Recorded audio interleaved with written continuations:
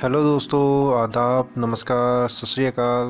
आप सभी व्यूअर्स का हमारे इस चैनल में एक बार फिर से बहुत बहुत स्वागत है। प्लीज़ चैनल को सब्सक्राइब करें और आओ देखते हैं इस सीरीज़ के चौथे पार्ट को।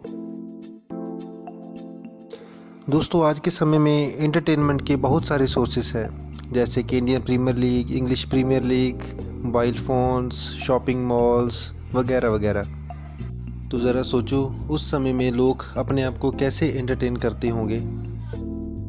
तो 7 अजूबों में से जिस अजूबे की आज हम बात करने जा रहे हैं वो है इटली के शहर रोम में। हाँ, आज हम बात करने जा रहे हैं रोम शहर के बीचों बीच स्थित उस समय के सबसे बड़े एम्पी थिएटर के बारे में, जिसे कोलोसियम के नाम से भी जाना जाता है।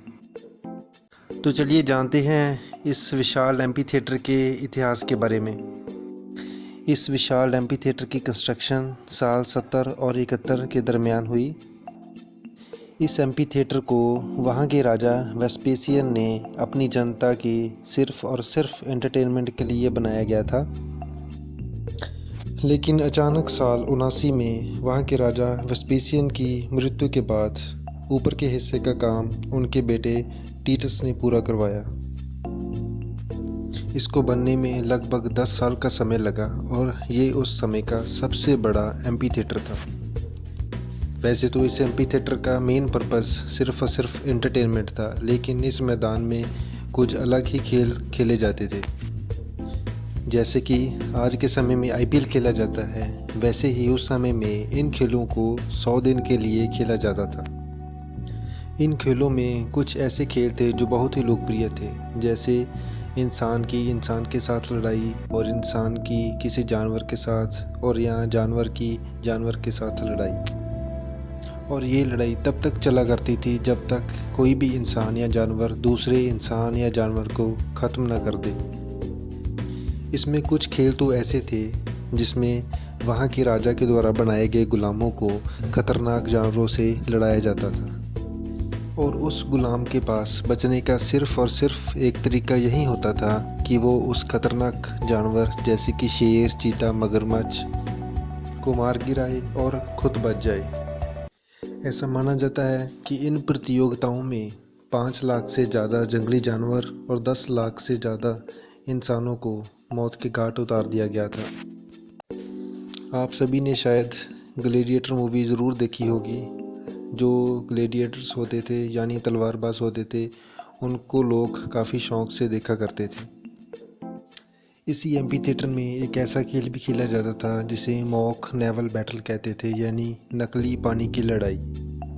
इसको इसलिए दिखाया जाता था ताकि लोगों को पता चल सके कि दोनों देशों के दरमियान पानी में कैसे युद्ध होता है। दोस्तों, दिलचस्प बात यह है कि इस मैदान में एक लिफ्ट भी हुआ करती थी, और इस लिफ्ट के ज़रिए जो खतरनाक जानवर होते थे वो नीचे से ऊपर मैदान में आते थे। आज के मॉडर्न स्टेडियम्स की तरह इस स्टेडियम को भी उस समय में एक झिल्लीनुमा छत में बनाया गया था ताकि वो अपने दर्शकों को धूप से बचा सके।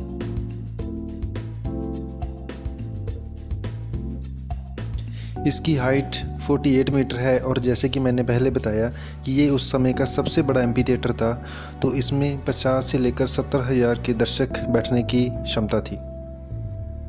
6वीं सदी तक आते आते लोगों का इसमें बिल्कुल ही इंटरेस्ट ख़त्म हो गया था, और देखते ही देखते इस विशाल मैदान ने एक खंडर का रूप ले लिया था, और बाद में इसका इस्तेमाल किसी वर्कशॉप के लिए या गैर ज़रूरी सामान रखने के लिए किया जाता था।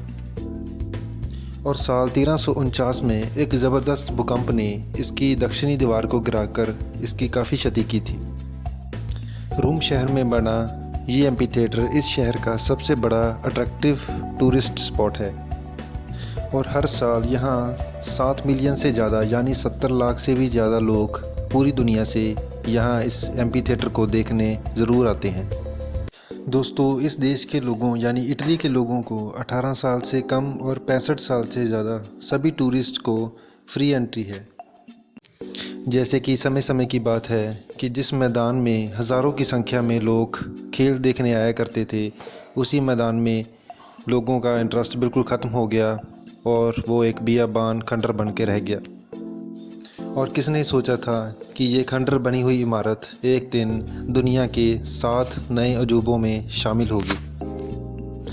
आप सभी व्यूअर्स का इस वीडियो को अंत तक देखने के लिए बहुत बहुत थैंक्स। और ऐसी इन्फॉर्मेटिव वीडियो देखने के लिए हमारे चैनल को सब्सक्राइब करें, बेल आइकन को प्रेस करें और हमारी वीडियोस शेयर करते रहें। Thank you.